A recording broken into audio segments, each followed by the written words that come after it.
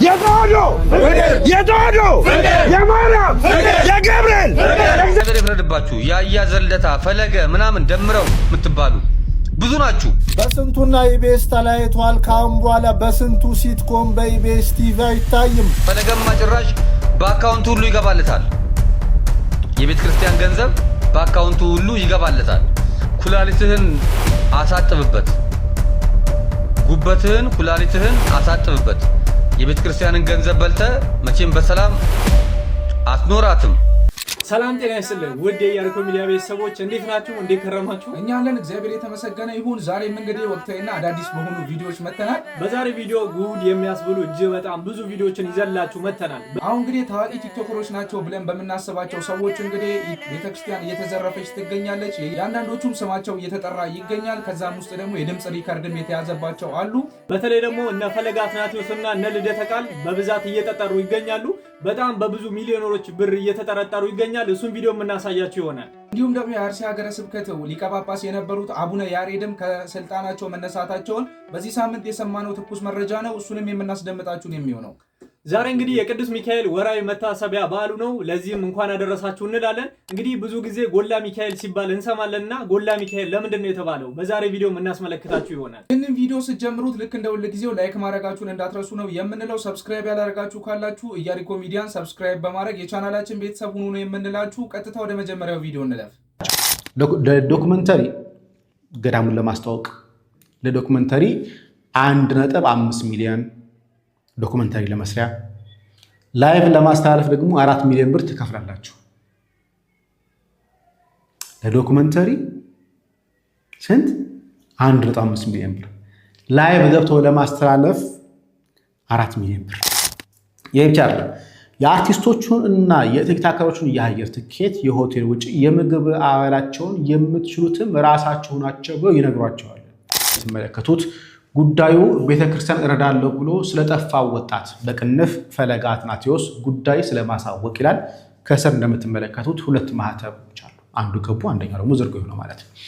ይህ በእንዲህ እንዳለ ለወላይታ አቡነ ተክለ ሃይማኖት አብነት ትምህርት ቤት በሚል በማህበራዊ ሚዲያ በፈለገ አትናቴዎስ የግል ባንክ አካውንት እዚህ ጋር እንደምትመለከቱት በፈለገ አትናቴዎስ የግል የባንክ አካውንት ገንዘብ እየተሰበሰበ መሆኑን ከተለያዩ ቦታዎች ጥያቄውን ጥቆማ ቀርበውልናል። ከዛ በኋላ በቃ 100 ሺህ ብር እንክፈላችሁ በአንዳንድ ቀን ላይ ሲሉኝ እኔ አልሰራም አልኳቸው። የገቢ ማሰባሰብ እንደተከታተላችሁት ነው። በጣም አስገራሚና አስደናቂ የሆኑ መረጃዎች ናቸው። በብዛት ደግሞ በቤተክርስቲያን ላይ እንግዲህ ማንጠብቃቸው ሰዎች እንግዲህ በራሳቸው የግል አካውንትም ገንዘብ ይሰበስቡ እንደነበረ መረጃ ቀርቧል።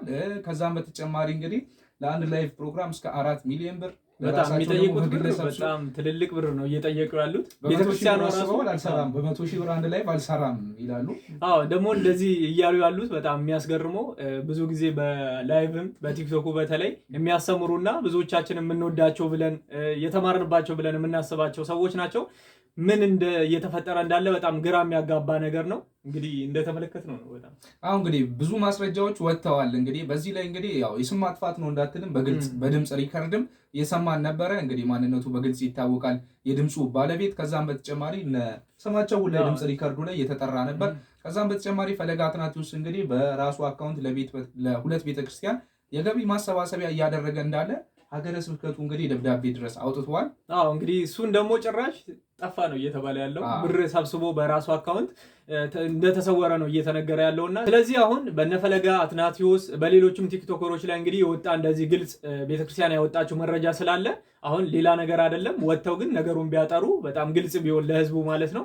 እነፈለገ አትናቴዎስም ሌሎችም ወጥተው በሚዲያ ይሄን ነገር ቢያጠሩልን እንላለን። አሁን እንግዲህ ይታወቃሉ ፐርሰናሊ ለራሱ አለ አይደለ ላይቭ ፕሮግራም ላይ እንደዚህ ቤተክርስቲያን ገቢ ማሰባሰቢያ ፕሮግራሞች ላይ በብዛት ማን እንደሚገኝ እንግዲህ በግልጽ ይታወቃል። ማን የገቢ ማሰባሰቢያ ፕሮግራም ላይ እንደሚሳተፍ ማለት ነው። እነዛ ሰዎች እንግዲህ ምንም ማለት አይደለም ያለው መረጃ ወጥቷል በእነሱ ላይ።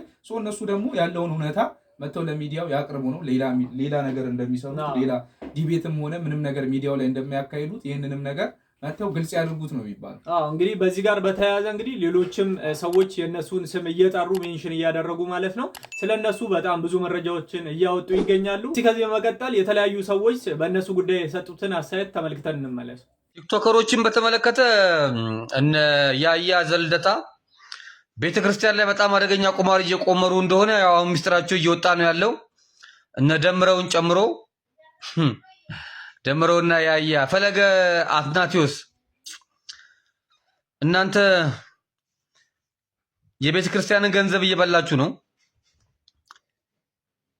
ያሳዝናል። ወደ 6 ሚሊዮን ብር ከአንድ ቤተክርስቲያን ብቻ 6 ሚሊዮን 4 ሚሊዮን ለነሱ አበል የሚከፈለው። እግዚአብሔር መርዝ ያርግባችሁ።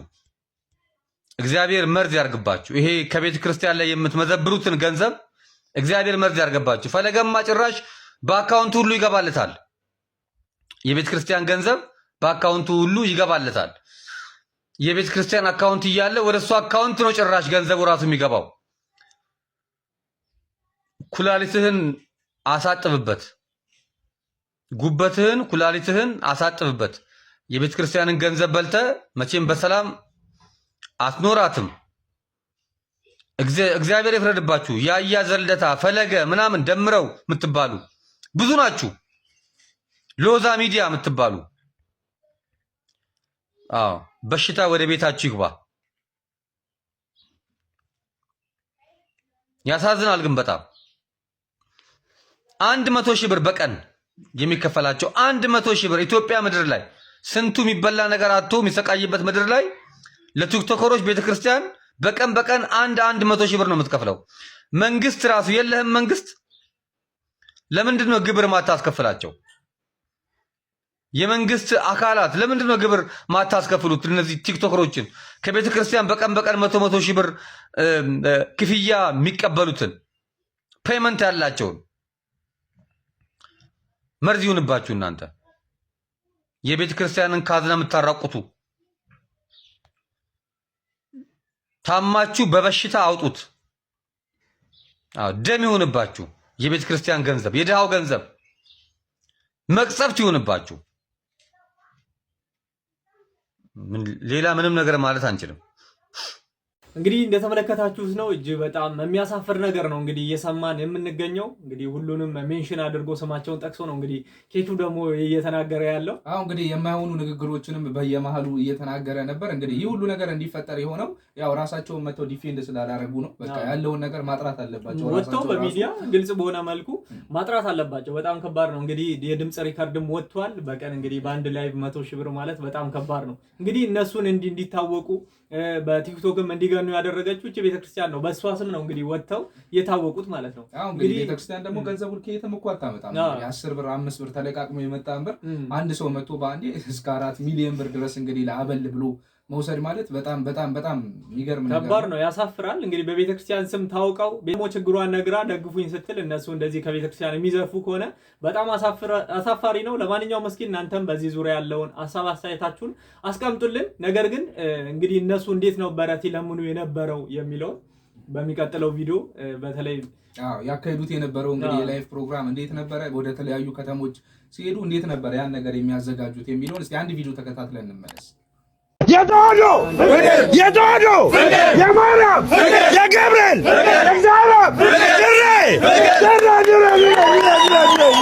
እንደዚህ ፍቅር ለሆነችው ለድሬዳዋ ሕዝብ እኛ የተዋሕዶ ልጆች ትልቅ ስጦታ እንሰጣችኋለን።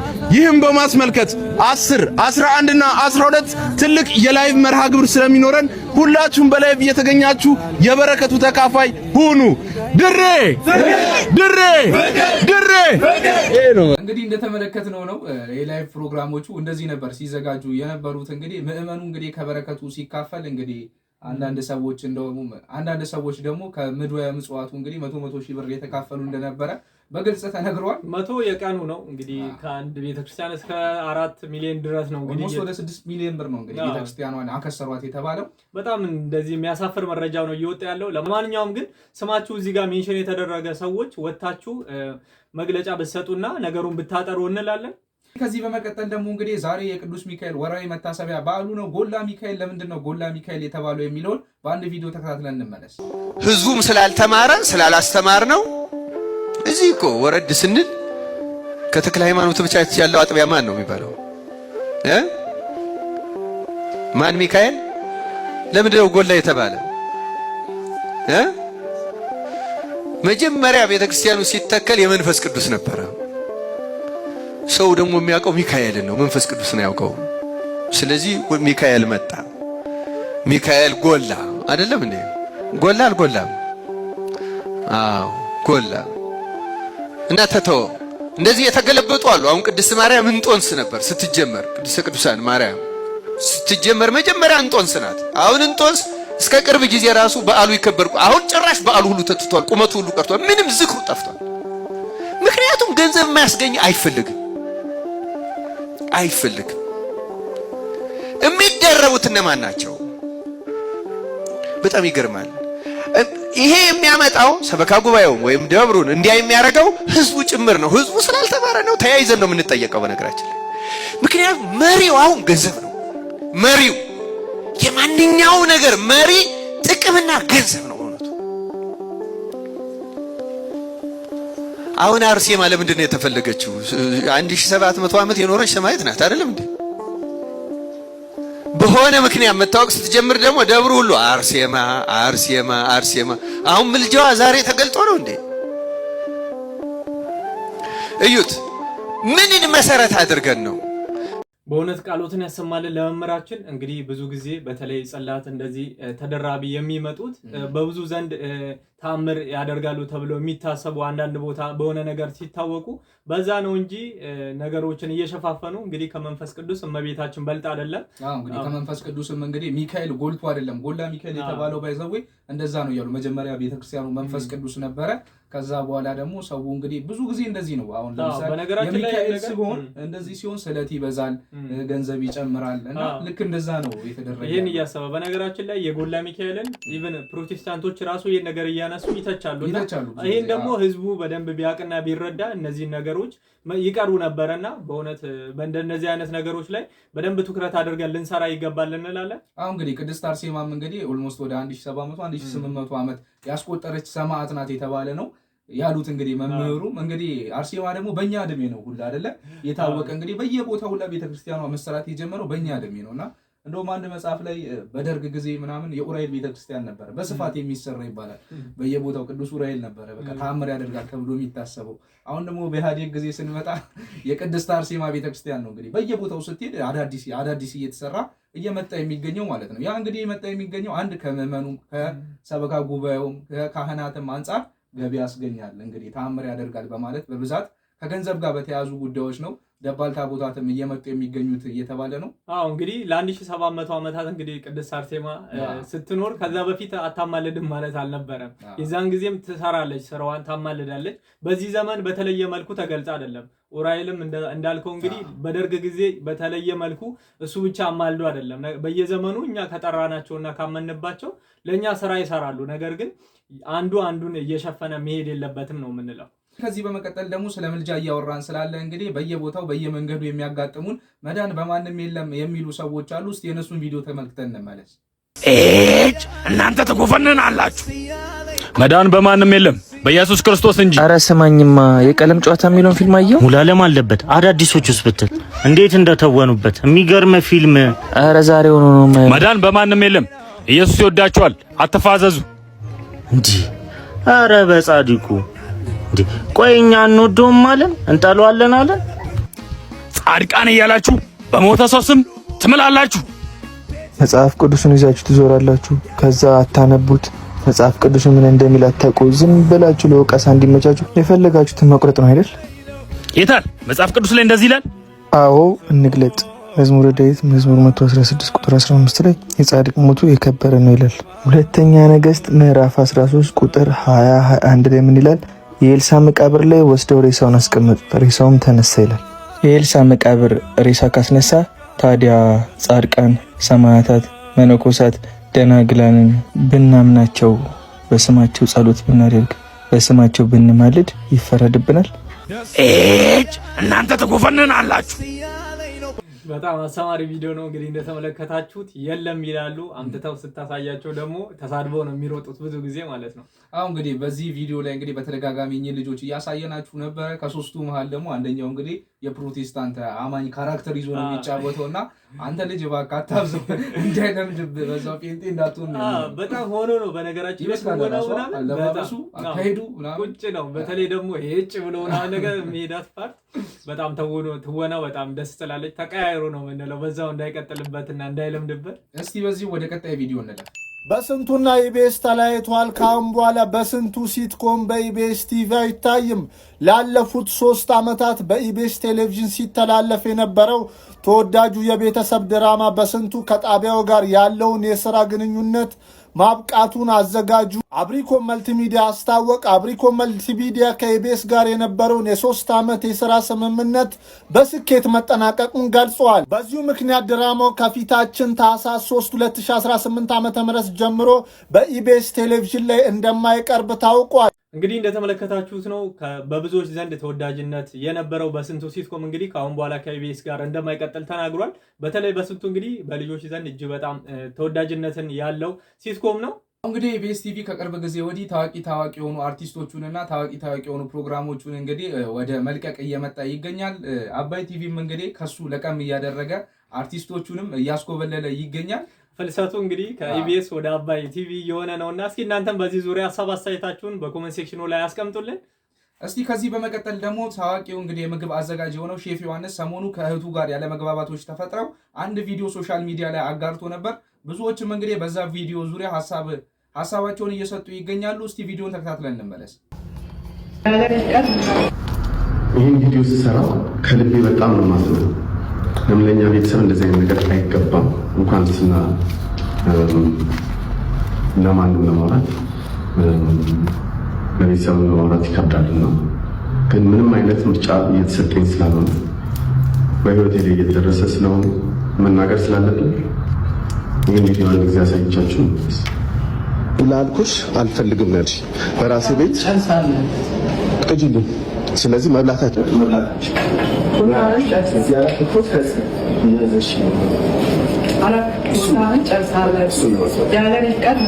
ልብ ተሰማችሁ አይደለ? ሁላችሁም መብት አለን አይደለ? አሁን የሰማችኋት የ5 ዓመት ታናሽ ናት። የቢዝነስ ፓርትነራችን ናት። ይህን የምታወራው በቤተሰብ ሬስቶራንታችን የእናትና አባታችን ቤት ውስጥ ምግብ ስትከለክል ከሰራተኛ ጋር ሰራተኛ ሳብራ ማለት ነው። የእናት ሞት ህመም እስካሁን ጊዜ ያስፈልግሻል ብዬ ብታገስሽ ብለሽ እኛን ማጥቃት ጀምርሽ። እንኳንስ ለቤተሰብ ለባዳ ወጋችን አይፈቅድም ምግብ መከልከል።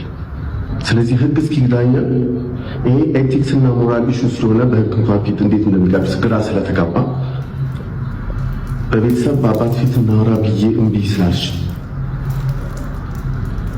ከዚህ በኋላ 24 ሰዓት ሰጥሻለሁ። በ24 ሰዓት አትሊስት ቤዚክ ኒድ የቤተሰብ ላውንድሪ እና ምግብ የመሳሰለ ማይነካበት መንሾ የምታደርግበት ሲስተም ካልሆነ ደግሞ ወደ ትልቅ ሚዲያ ወጥቼ ብዙ አመቱ የሚል ገበና ላወጣ ለአወራ ስለሆነ ተጠንቀቂና አንቺም ለቤተሰባችን። እንግዲህ እንደተመለከታችሁት ነው ሼፍ ዮሐንስ እንግዲህ ከእህቱ ጋር ያለውን ያለመግባባት እንደዚህ በሚዲያ ወጥቶ ተናግሯል ማለት ነው። እሷም እንግዲህ ቶሎ ከሱ ጋር እንድትነጋገር ያለበለዚያ ግን ያሉትን ነገሮች በሚዲያ እንደሚያወጣቸው በህግም እንደሚጠይቃት ነው እየተናገረ የሚገኘው። አሁን እንግዲህ እኛ በቤተሰብ መሀል አንገባም ነው የምንለው። ትንሽ ነገሩ ግራ ያጋባል። ግን የጉዳዩ ባለቤት እንግዲህ ሶሻል ሚዲያ ላይ መጥቶ ሌላ ሰው አይደለም ይህን ቪዲዮ ያጋራው ራሱ እንግዲህ ሼፍ ዮሐንስ ነው በሚዲያ ላይ መጥቶ ይህንን ጉዳይ ያጋራው ለህብረተሰቡ። ሰው ደግሞ ብዙ ሰዎች የራሳቸውን ሀሳብ እየሰጡ ይገኛል። ግን ያው የቤተሰብ ጉዳይ ስለሆነ ትንሽ ለመፍረድም ጣልቃ ለመግባትም ይከብዳልና ያለውን ነገር በራሳቸው ይጨርሱ ነው የምንለው። የእናንተን ሀሳብ አስተያየት እንደተለመደው በኮሜንት መስጫው በኩል አስፍሩልን ነው የምንለው። እስቲ ከዚህ በመቀጠል ደግሞ አቡነ ያሬድ እንግዲህ ከአርሲ ጳጳስነት ተነስተዋል እየተባለ ነው። በምን ምክንያት ነው የተነሱት የሚለውን ቪዲዮ ተመልክተን እንመለስ። የኢትዮጵያ ኦርቶዶክስ ተዋሕዶ ቤተክርስቲያን ቋሚ ሲኖዶስ የአርሲ ሀገረ ስብከት ሊቀ ጳጳስ ብፁዕ አቡነ ያሬድን በሀገረ ስብከቱ አገልግሎት እንዳይሰጡ አገደ። ቋሚ ሲኖዶሱ እዚህ ውሳኔ ላይ የደረሰው አጣሪ ልዑካን በመመደብ በሀገረ ስብከቱ አስተዳደራዊ ችግር እንዳለ ከአጣሪ ልዑካኑ ሪፖርት በቀረበ መሰረት እንደሆነም ተገልጿል። የአርሲ ሀገረ ስብከት የተለያዩ ዓለም አቀፍ የሚዲያ አካላት ጭምር መረጃ ለማግኘት ሲሞክሩ መረጃ ባለመስጠትና የሀገረ ስብከቱን የህዝብ ግንኙነት መስመር ስልክ በማጥፋት በሀገረ ስብከቱ ይፈጸም ለነበረው ጥቃት ከለላ ሰጥቷል የሚል ቅሬታ ከሀገረ ስብከቱ ሰራተኞችና ምዕመናንም እንደቀረበባቸው ታውቋል። በአርሲ ኦርቶዶክሳውያን ላይ መጠነ ሰፊ ጭፍጨፋ ሲካሄድባቸው የሀዘን መግለጫ እንኳን ለማውጣት አልደፈረም የተባለው እኚሁ ብፁዕ አቡነ ያሬድ የሚመሩት ሀገረ ስብከት በአርሲ ኦርቶዶክሳውያን ላይ እየደረሰ ያለውን ግድያ ተከትሎ ቸልተኝነት አሳይተዋል ሲል ቋሚ ሲኖዶሱ የግንቦት ርክበ ካህናት የቅዱስ ሲኖዶስ ምልአተ ጉባኤ ውሳኔ እስኪያስተላልፍ ድረስ ከአርሲ ሀገረ ስብከት መንበረ ጵጵስና ተነስተው በመምሪያ ኃላፊነት ብቻ እንዲጸኑ ወስኗል። እንግዲህ እንደተመለከታችሁት ነው። በአርሲ ግድያ ጉዳይ እንግዲህ አቡነ ያሬድ ብዙ ጊዜ ዝምታቸውን መርጠው ነበረ ለረጅም ጊዜ የተቀመጡት። በዚህም ጉዳይ እንግዲህ ብዙ ምዕመናን እየጠየቁ ነበረ፣ እንዴት ዝም ትላላችሁ? ቢያንስ እንኳን የሀዘን መግለጫ እንኳን እንዴት አታወጡም? በሚል ማለት ነው። ብዙዎችም በእሳቸው ላይ ጥያቄ እያነሱ ነበረ። አሁን ላይ ደግሞ እንግዲህ እንደታገዱ ነው እየተገለጸ የሚገኘው። አሁን እንግዲህ አቡነ ያሬድ ወይም ደግሞ እሳቸው የሚመሩት ሀገረ ስብከት እንግዲህ የግንኙነት ኃላፊው ይሁኑ እሳቸው በተደጋጋሚ እንግዲህ የሀገር ውስጥ የሚሆን ከሀገር ውጭ ያሉ እንግዲህ የሚዲያ ሰዎች ስለ ጉዳዩ እንግዲህ ለማጣራት ወደዛ ቦታ ባቀኑበትም ወይም ደግሞ እሳቸውን ለማግኘት በሚያደርጉበት ሂደት ላይ እንግዲህ ምንም አይነት ተሳትፎ እያደረጉ አልነበረም። ጸጥ ብለው እንግዲህ መስመሩንም እስከ መዝጋት ድረስ ደርሰው በዝምታ እንግዲህ ጊዜውን እያሳለፉ ነበረ። በዚህም የተነሳ እንግዲህ በሀገረ ስብከታቸው ላይ እንዳያገለግሉ የእግድ ደብዳቤ ተጽፎላቸዋል። እንግዲህ ከመታገዳቸውም በላይ ግን እንዴት እንደው በእውነት አስችሏቸው ልጆቻቸው ሲሞቱ ሲገደሉ እንዴት ዝም አሉ? ዝምታ እንዴት መረጡ? የሚለው እንግዲህ የብዙዎች ጥያቄ ነው። እናንተም እስኪ በዚህ ጉዳይ ላይ ሀሳብ አስተያየታችሁን አሁንም በኮሜንት ሴክሽኑ ላይ አስቀምጡልን እንላለን። ያላገባችሁ ሁሉ ስሙ። ተፋታችሁ ኋላ ሳይገባችሁ አግብታችሁ ተፋታችሁ ከምናገኛችሁ ዛሬ ብትሰሙ ይሻላል። ባል ለሚስቱ ሊያደርግላት የሚገባ ምንድን ነው? ይሄ ነው ስሙ።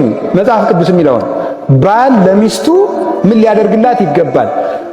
እኛ እኮ ሳይኮሎጂ ሳንማር መጽሐፍ ቅዱሳችን ሳይኮሎጂን የሚያስንቅ ነገር ነው ያለው። ሴቶች ምንድነው ከባሎቻቸው የሚፈልጉ ብትሉኝ፣ ወበከመ ክርስቶስ አፍቀራ ለቤተ ክርስቲያን ከማሁ እደውኒ ያፍቅሩ አንስቲያሆሙ። ክርስቶስ ቤተ ክርስቲያንን እንደወደዳት ባሎችም ሚስቶቻቸውን ይውደዱ። ስለዚህ ሚስት ከባሏ ምን ትፈልጋለች ቢባል መወደድ። እስኪ መወደድ በሉ ንገሩኝ እንጂ በሉ ንገሩኝ። አሁን ባልና ሚስት ሲጣሉ ሁልጊዜ እወድሻለሁ ብለኸኝ አታውቅም እያለችኝ ይሉኛል እኔን ለምክር ሳገኛቸው እና ለምን አትልም? ይሁን መወደድ ይፈልጋሉ ብሎ የነገረን ማን ነው? ጳውሎስ። ምርጥ ዕቃው ጳውሎስ የሴቶችን አእምሮ በመንፈስ ቅዱስ ተገልጦለት ነገር ሴት የምትፈልገው ከባሏ እንደሚወዳት ማረጋገጥ። አሁን ለምሳሌ ስጦታ ስጠኝ ገዝተኩ አንድ እኔ አገኛቸዋለሁ በባሎቻቸው ተቆርፈው ሳገኛቸው አንድ ቀን ስጦታ ገዝቶልኝ አያውቅም። ገንዘቡ እኮ የጋራዋ እንደሆነ ታውቃለች፣ ግን ፍቅሩን ማረጋገጥ ስለምትፈልግ ነው። አሁንም እንደ ድሮ ይወደኛል ወይ ማለት ትፈልጋለች። ያንን በየጊዜው ማድረግ ወይስ ሰልችቶኛል ጠልቶኛል ወይ ማለት ስለምትፈልግ አይምሯቸውን መጠበቅ፣ ንግግራቸውን በማዳመጥ ክብር በመስጠት ልክ ጌታችን ሴት እንደሰማት ሚስትን ማዳመጥ፣ ሴቶች ሲሰሟቸው ስለሚወዱ ማለት ነው። እሺ ሴቶች ደግሞ ለባሎቻቸው ምን ያደርጉ? እኔ ምንም አልጨምርም፣ ቅዱስ ጳውሎስ የሚለውን ብቻ ነው ማመጣ። ወበከመ ቤተ ክርስቲያን ተጠዘዞ ለክርስቶስ ከማሁ አንስትኒ ተአዘዝ ለአምታቲክም። ቤተ ክርስቲያን ለክርስቶስ እንደምትታዘዝ ሚስቶች ወይ ለባሎቻችሁ ታዘዙ። መታዘዝ ነው ባል የሚፈልገው ምንድን ነው? ባሎች ደግሞ አሁን እኔም ሳገኛቸው በንስሐም በምክር ፈጽሞ አታከብረኝም ነው የሚል። በቃ ጥያቄ ማንኛውንም ባል ብትሰሙት በሚስቱ ያለው ቅሬታ አታከብረኝም ነው። ልንገራችሁ በሴቶች ዓለም ዝም ብዬ ሳነብ ነው የጣሊያን ሴቶች ይወደዳሉ አሉ። ለምንድን ነው አሉ? ወንድ መንከባከብ ስለሚችሉ፣ ካልሲውን ስለምታወልቅለት፣ ኮቱን ተኩሳ ስለምታለብሰው፣ እንደዚያ ስለምታደርግ ክብሩን ስለምትገልጥለት ይወዳል። ማንኛውም ሰው እነሱን ማግባት ይፈልጋል። እና ኢትዮጵያ መጥተው በቅኝ ግዛቱ ጊዜ እነሱም የኢትዮጵያን ሴቶች ይፈልጉ የነበሩትና ብዙ ጊዜ ከኢትዮጵያውያን ያገቡ የነበሩት ወታደሮች አንዱ እኮ በአድዋም ከዚያም በኋላ በጃንሆይ ጊዜ የሚሸነፉ የነበሩት አንዱ ወደ ሴቶች ይገቡ ነበር። ሴቶች ደግሞ የኛ ሴቶች አርበኞች ናቸው። ፈረንጆች ሲመጡ እያሳለፉ ይሰጧቸዋል። እና ያን የሚፈልጉበት ምክንያት ኢትዮጵያውያን ሴቶች ባሎቻቸውን በማክበር የታወቁ ስለሆኑ መጽሐፍ ቅዱሳዊ የዋጀን እንደሆነ የእነሱን አላውቅም ከየት እንደመጡ። ስለዚህ ባልን ማክበር ሳራ ባሏን ጌታዬ ትለው ነበረ። ሞኝነት እኮ ነው እንጂ አሁን ደግሞ ይሄ ፌሚኒስት መጥቶ የለ እኩልነት እንዴ ምንድን ነው? እኔም እኩል አንተም እኩል፣ እኔ ቁርስ ሰርቻለሁ አንተም ራት ስራ። እንደዚህ የሚባል ጅልነት ቢያግዝ ጥሩ ነው። እውነት ነው መተጋገር። ግን ይሄ አጉል እኩልነት፣ ሴት እንደውም ባሏን ባሪያ አድርጋ መግዛት የምትችለው በፍቅር ነው። እሺ እሺ የምትለው ከሆነ እዚያ በኋላ እንደ በግ ሰሎሞን እንደሚለው እንደ በግ አንገቱን ይዛ እየጎተተች መግዛት ትችላለች። ከታዘዘችው እሺ የምትለው ከሆነ ውሳኔውን ካከበረችለት ሴት ባሏን መግዛት ቀላል ነው የሚሆንላት። የማታከብረው ከጓደኞቹ መካከል የምታዋርደው ውሳኔውን የምታቃልል እንግዳ ይዞ ሲመጣ የምታጉረመርም ጓደኞችን የምትንቅ ከሆነ ግን ያው እንግዲህ የሚመጣውን እናንተ ታውቃላችሁ። ለአባታችን በእውነት ቃሎትን ያሰማልን። እጅግ በጣም ጠቃሚ ምክር ነው እንግዲህ ያስተላለፉልን። በተለይም ደግሞ ያላገባችሁ ካላችሁ ልታገቡ ስትል እኚህን ነገሮች ቀድማችሁ እንድታውቁ እናንተም ይጠቅማል። ዜዶ እንግዲህ መጪው ከታህሳስ ቀጣይ ጥር ነው። ጥር ላይ ደግሞ ሰርግ ይበዛል። ለዛም ነው ይህን ቪዲዮን ያመጣንላችሁ። ከማግባታችሁ በፊት ይህን ቪዲዮ በደንብ ተመልከቱት ነው የምንላችሁ። የዛሬውን ቪዲዮ እንግዲህ በዚህ ላይ ነው የምንጨርስ የሚሆነው። ላይክ እና ሼር ማድረግ እንዳይረሳ። በተለይም ደግሞ ሰብስክራይብ ያላደረጋችሁ ሰብስክራይብ በማድረግ የሚዲያችን ቤተሰብ ሁኑ እንላለን። ቀጣይ በሌሎች አስተማሪና ወቅታዊ በሆኑ ቪዲዮዎች እስከምንገናኝ ድረስ ቸር ሰንብቱ።